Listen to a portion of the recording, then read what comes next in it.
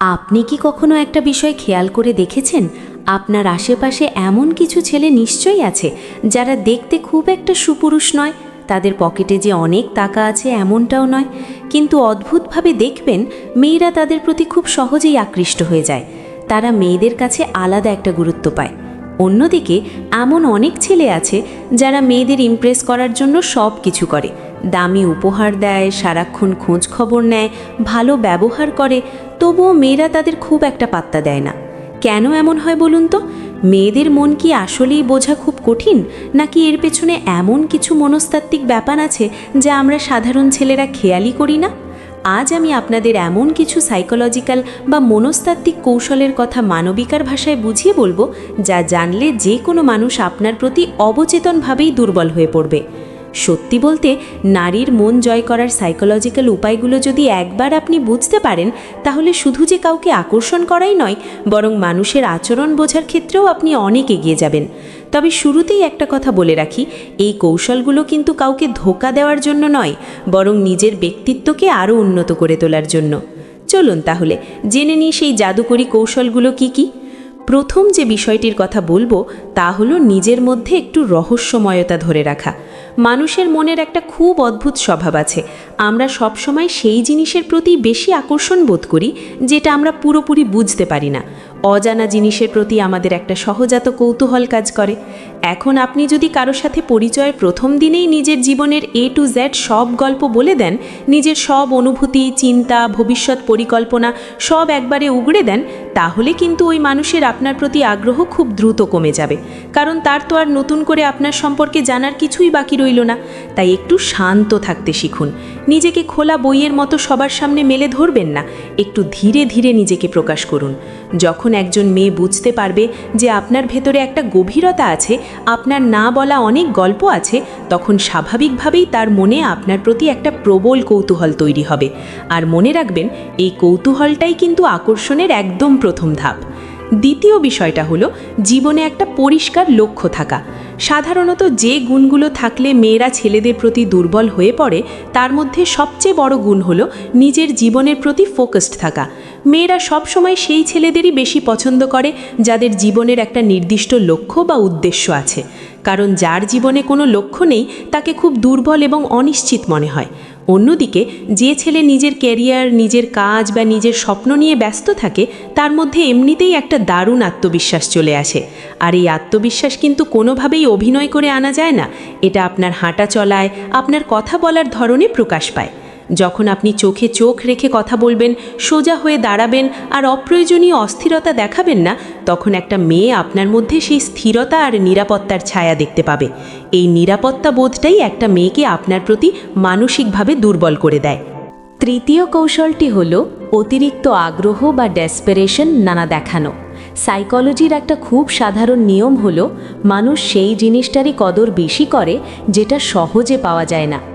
আপনি যদি সারাক্ষণ কাউকে মেসেজ করতে থাকেন, সে ডাকলেই নিজের সব কাজ ফেলে দৌড়ে চলে যান আর তার সব কথায় হ্যাঁতে হ্যাঁ মেলাতে থাকেন, তাহলে কিন্তু নিজের ভ্যালু বা দাম আপনি নিজেই কমিয়ে ফেলছেন।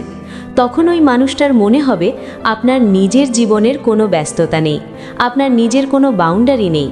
কিন্তু একজন আত্মসম্মানবোধ সম্পন্ন মানুষ সবসময় নিজের সময়কে মূল্যায়ন করে। আপনি যখন নিজের কাজকে, নিজের সময়কে গুরুত্ব দেবেন, তখন অন্যরাও আপনাকে গুরুত্ব দিতে শুরু করবে। তাই কারো প্রতি অতিরিক্ত গদগদ ভাব দেখানো থেকে বিরত থাকুন। চতুর্থ বিষয়টি হলো সত্যিকারের একজন ভালো শ্রোতা হওয়া।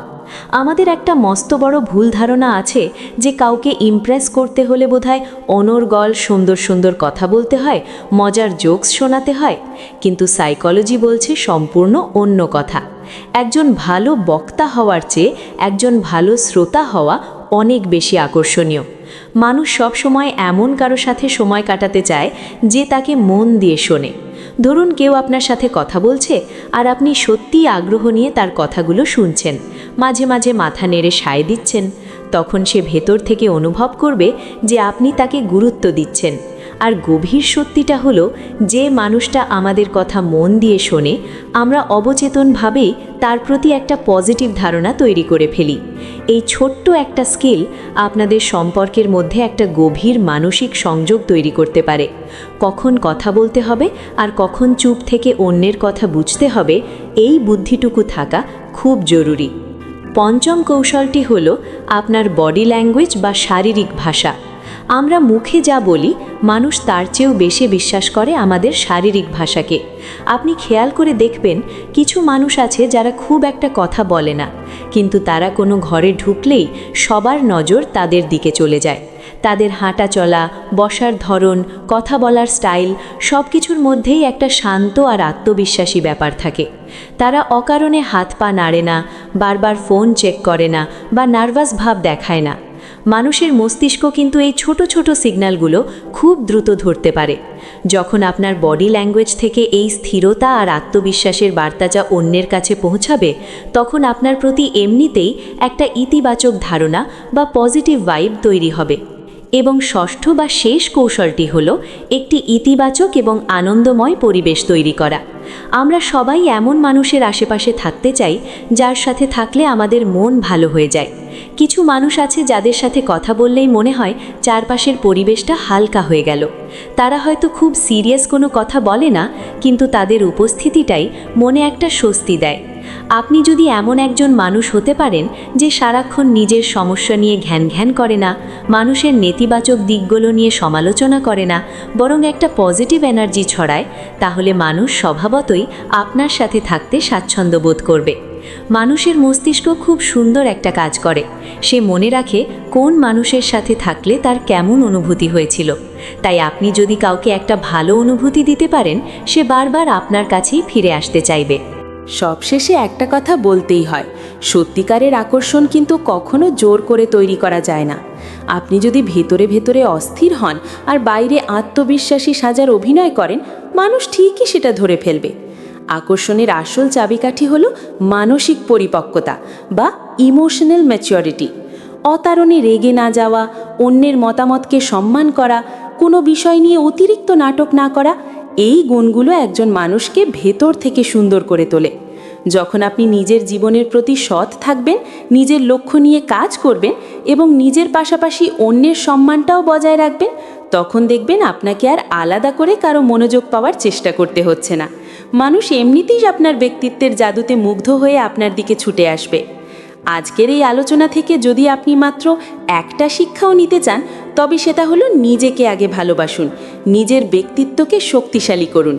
আপনি যখন নিজের জীবনে উন্নতি করবেন, তখন মানুষ আপনার প্রতি স্বাভাবিকভাবেই আকৃষ্ট হবে। ভিডিওর কথাগুলো কি আপনার জীবনের সাথে মিলে যাচ্ছে? যদি মনে হয় এই কথাগুলো আপনার একটু হলেও উপকারে এসেছে বা ভাবনার নতুন কোনো খোরাক জুগিয়েছে, তাহলে অবশ্যই ভিডিওটিতে একটি লাইক করে দিন।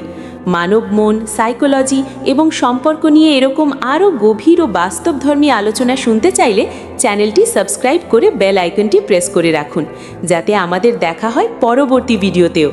আর হ্যাঁ, মানুষের মনের আর কোন অদ্ভুত দিকটা নিয়ে আপনি পরবর্তী ভিডিও চান, সেটা আমাকে কমেন্ট করে জানাতে একদম ভুলবেন না।